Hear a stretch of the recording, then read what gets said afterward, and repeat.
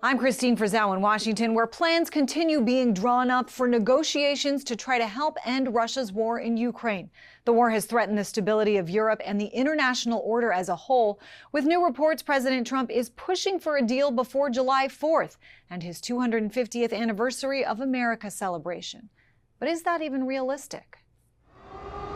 It was a war many predicted would only last a week or two, with Russia expected to conquer Ukraine and retake the country, 17 years after President Vladimir Putin called the collapse of the Soviet Union the greatest geopolitical disaster of the century. Please continue to defend the European way of life. Please support Ukraine. Please support our diplomacy for peace. As many as 325,000 Russians and 140,000 Ukrainians have been killed, according to the Center for Strategic and International Studies.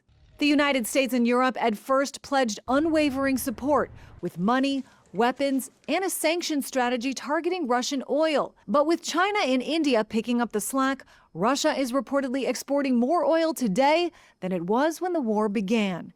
And while he did reach a minerals and investment deal with President Volodymyr Zelenskyy last year, President Donald Trump has largely scaled back support for Ukraine. And just this week, the EU failed to reach a deal on providing a $100 billion loan to Kyiv, plus more sanctions. Hungary standing in the way.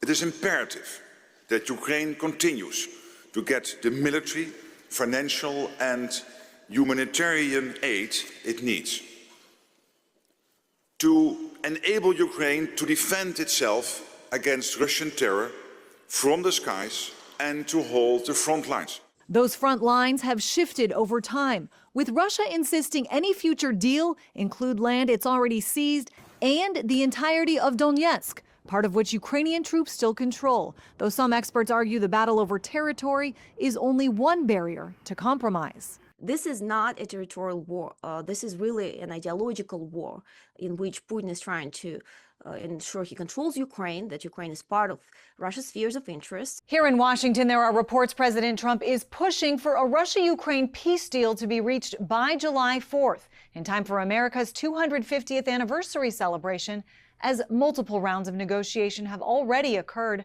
so far, with no end to the war in sight.